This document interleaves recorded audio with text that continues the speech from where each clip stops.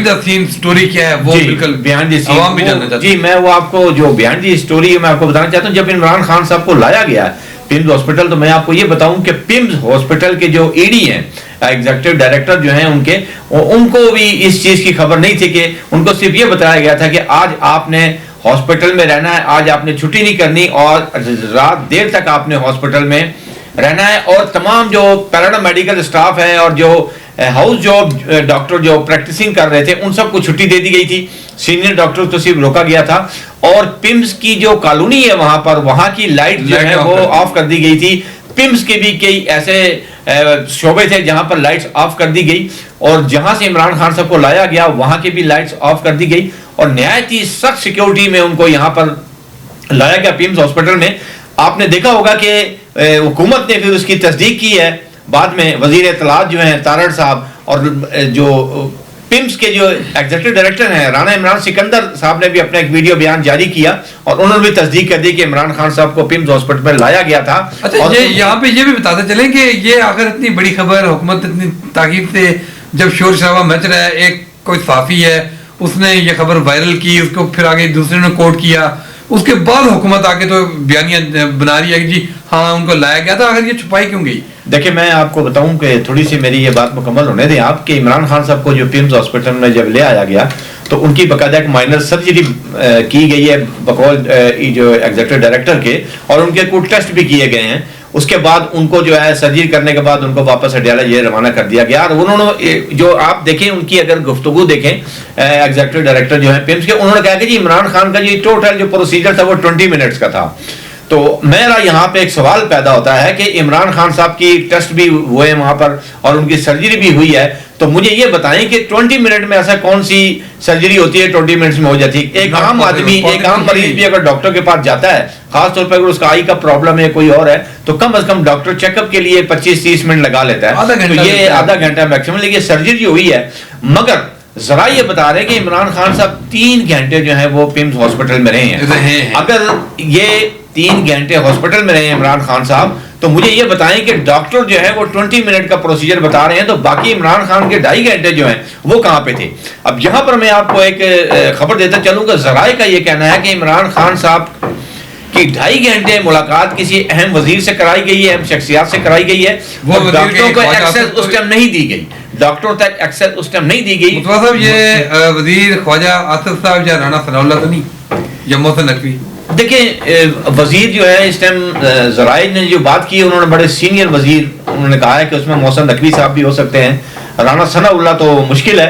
इमरान खान साहब जो है वो राणा सनाउल्लाह से तो मुलाकात ना करते, ना अता तारड़ से करते मुलाकात। जारी बात है वो ऐसे वजीर से मुलाकात करते हैं कि जिस वजीर के मैंडेट के तहत वो आए होंगे। मोहसिन नकवी हो सकते हैं, देखिए मोहसिन नकवी भी हो सकते हैं, उसमें ख्वाजा आसिफ नहीं हो सकते। मेरा ख्याल है कि नून लीग की जो वजीर है, मेरा ख्याल है उसमें उनकी मुलाकात बहुत ही मुश्किल है, क्योंकि मोहसिन नकवी जो है आप उनको ये नहीं कह सकते कि वो नून लीग के, वो पीपल्स पार्टी के, वो पीपल्स पार्टी के भी हैं और इस पीपल्स पार्टी से भी हट कर सबसे बड़ी बात एस्टेब्लिशमेंट के जो इस टाइम खास जो हैं उनके बंदे हैं, जो उनकी आपके सामने जो उनकी परफॉर्मेंस है या जो उनका किरदार है वो कौम के सामने है।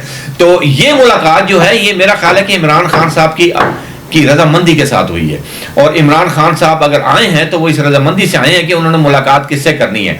और ये जो मुलाकात हुई है इसमें बहुत अहम जो चीजें वो डिस्कस हुई हैं और बहुत अहम फैसले भी हुए हैं। आपने देखा होगा कि कल से आप देखें हमारे मुख्तलिफ चैनल पर हमारे एंकर पर्सन जो है ये चीज का दावा कर रहे हैं कि हुकूमत ने तहरीक इंसाफ को एक लास्ट और बड़ी ऑप्शन दी है, मगर तहरीक इंसाफ का अभी तक उस पर कोई रद्द अमल नहीं आया, कोई रिप्लाई नहीं आया। और वो ऑप्शन आप देखें उस वक्त हुई है जब इमरान खान अडयाला जेल में लाने के बाद उनको वापस अडयाला जेल में छोड़ा गया है, उनका प्रोसीजर मुकम्मल किया गया, उसके बाद उनकी 2-2.5 घंटे की मुलाकात हुई है, उसके बाद ये हुकूमत का बयान सामने आया।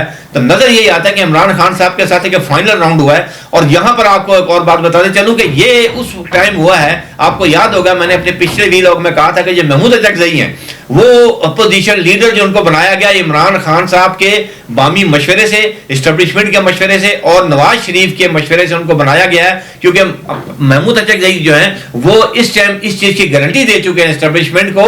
और ये चीजें तो Mahmood Achakzai on the floor assembly में इनकार कर चुके हैं कि ये तासर गलत है कि मुझे नवाज शरीफ ने या किसी ऐसी वो उन्होंने बल्कि उसको ये कहा था कि मैं नवाज शरीफ की तरह मतलब भिखारी नहीं हूँ, ये लफ्ज इस्तेमाल किया था उन्होंने।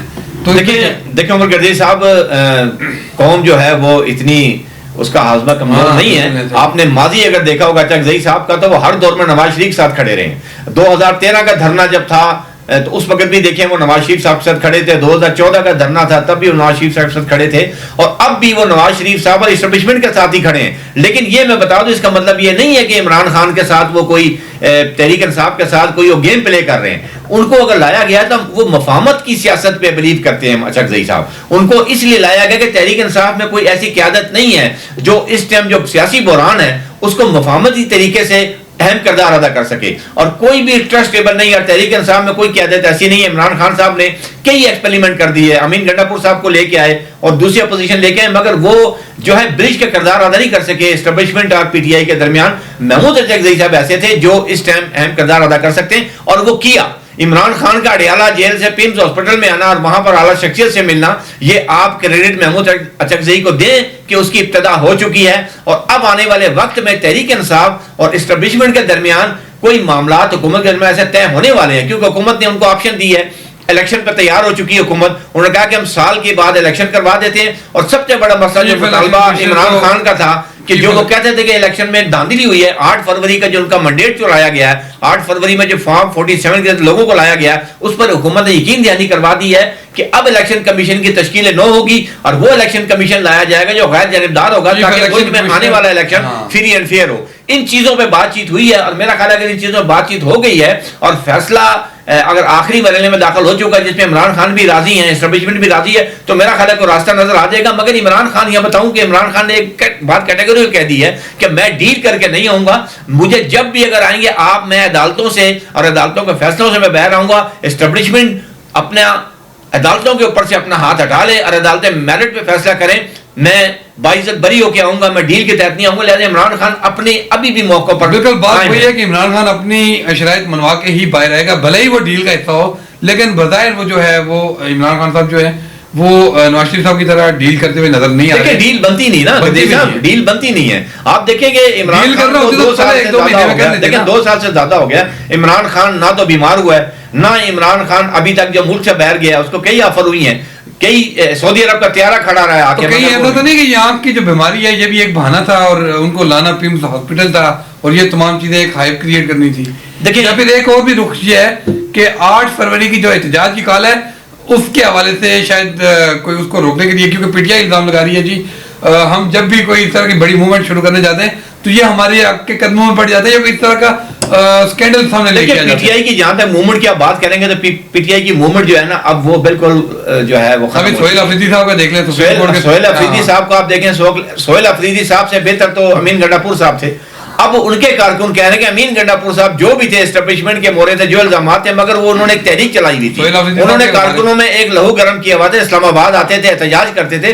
अब आप सोहेल अफरीदी को देखें, वो केपीके में एहतजाज कर रहे हैं, मगर रावलपिंडी अडियाला में आए हैं। मुझे बताएं कितने कारकुन लेके आए हैं। कल वो सुप्रीम कोर्ट के बाहर बैठे, उनका सुप्रीम कोर्ट के बाहर बैठने का मकसद समझ में नहीं आया। सुप्रीम कोर्ट के बाहर वो बैठे हैं, वो सुप्रीम कोर्ट तो बाख्तियार ही नहीं है। चीफ जस्टिस जो है या जो है अफरीदी जो है, उनके पास तो अख्तियारात ही नहीं है। अख्तियारात तो आपके आईनी जो कोर्ट्स बन गई हैं उनके पास हैं, तो उस आईनी कोर्ट के सामने उनको धरना देना चाहिए था। और धरना देने के लिए वो क्यों नहीं केपीके से कारकुन निकाल सके, इस्लामाबाद से नहीं निकाल सके, पंजाब से नहीं निकाल सके? देखिए, इमरान खान की जो रिहाई है, क्या आप समझते हैं कि अदालतों के बाहर धरने देने से हो जाएगी? क्या अदालतें उनको आईनी तौर पर इंसाफ दे देंगी? कभी ऐसा नहीं होगा। इमरान खान की रिहाई उस तक नहीं होगी जब तक अवामी अदालत नहीं लगेगी। अवामी अदालत लगेगी तो इमरान खान को इंसाफ मिलेगा।